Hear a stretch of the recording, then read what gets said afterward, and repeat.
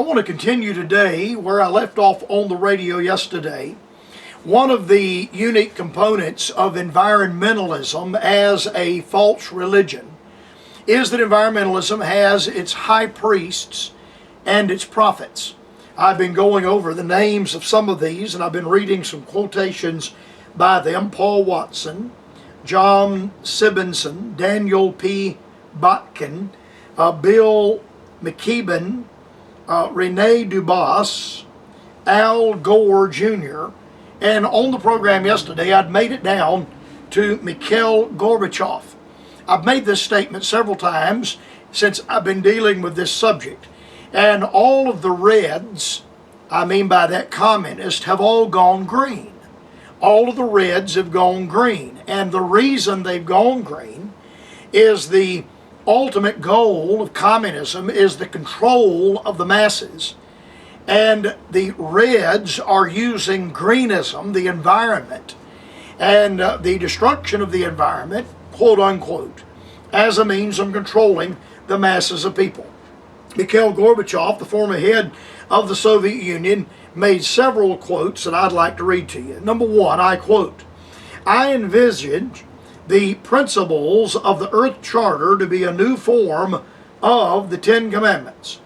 They lay the foundation for a sustainable global Earth community," end quote. Again, Mikhail Gorbachev, I quote, "Nature is my God." Spell that with a little g. "To me, nature is sacred. Trees are my temples, and the forest are my cathedrals," end quote. Now, some may question my position that environmentalism is a false religion, but it's difficult to deny that with a statement by Mikhail Gorbachev as I have just quoted. Another of the prophets and priests of environmentalism is a man by the name of Robert Mueller.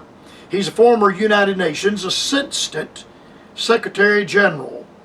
I quote, "Little by little, a planetary prayer book is thus being composed by an increasingly united humanity seeking its oneness. Once again, but this time on a universal scale, humankind is seeking no less than its reunion with the divine, quote unquote, its transcendence into higher forms of life," end quote. Obviously, to Robert Mueller, nature is, and greenism is a system of religion. Now remember, my text I've been reading as I've been studying this matter of the false religion of environmentalism is Romans 1:25, "Who changed the truth of God into a lie and worshiped and served the creature more than the Creator, who is blessed forevermore. Amen." Environmentalism at its heart is a religion. These people worship creation. You and I worship the God of creation, but we do not worship the creature. We worship the Creator. Robert Mueller doesn't worship the Creator. He worships the creature.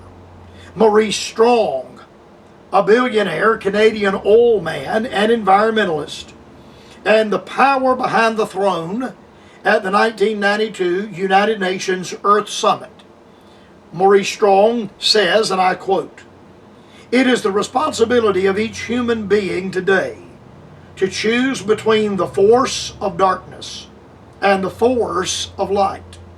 We must therefore transform our attitudes and adopt a renewed respect for the superior laws of the divine nature," end quote.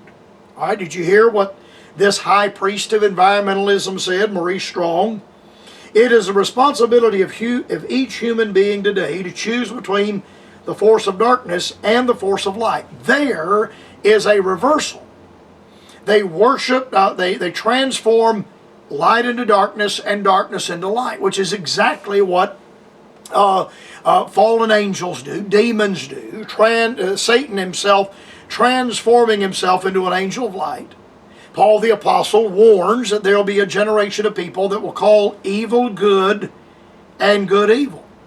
Because I'm a Bible believer and I believe that God created the heavens and the earth, and that the heavens and the earth, the created universe, are upheld, they are sustained by the word of His power, I therefore am regarded as a force of darkness, while those that worshiped and served the creature more than the Creator are regarded as a force of light.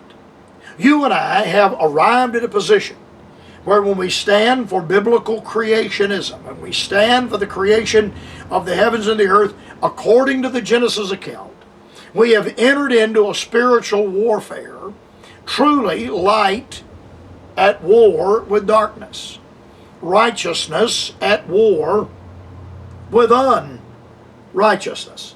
Then he refers to the created universe, of course they would believe in evolution, as the divine nature. When I use that terminology, divine nature, I recognize it in the light of the revelation of Paul, the Apostle, and Peter. We are partakers, Peter said, of the divine nature, having escaped the corruption that is in the world through lust. When Maurice Strong refers to the divine nature, he is referring to the trees, the grass, the rivers, the air, the clouds. George Monbot, another of the high priest of environmentalism, he's an environmentalist, an environmental journalist from the United Kingdom Guardian.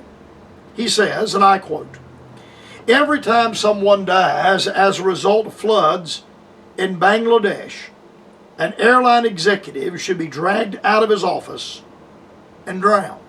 End quote. Now, how's that for the loving, peaceful kumbaya? Can't we all just get along? I see on the bumpers of cars, I see a lot of these around Asheville. In the course of my preaching through the year, I'll make 100 trips or more through the land of fruits and nuts, commonly called Asheville, North Carolina. And on the bumper sticker of cars, I see tolerance. And they have all the world's religions so arranged as to spell the word tolerance. Or coexist, and they'll have the symbols of all the world's religions arranged in such a way as to spell the word coexist. They would give you the idea that they're peace-loving people that desire to coexist, until they run into a Bible-believing creationist, as I am. I believe that God created the heavens and the earth. They're not the result of evolution, and the earth's name is not Gaia, it is called earth, and the earth is not a living, breathing soul. There is vegetable life, but the vegetable life is vastly different than human life. The earth is not intelligent. The human family is intelligent, but the earth is not an intelligent being. God created the heavens and the earth.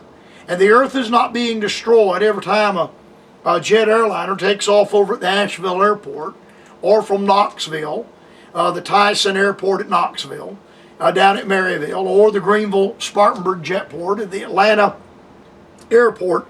Not at all.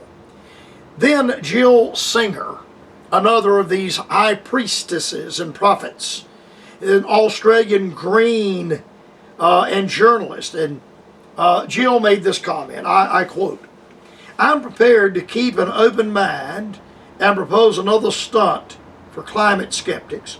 Put your strong views to the test by exposing yourselves to high concentrations of either carbon dioxide or some other colorless, odorless gas, say carbon monoxide."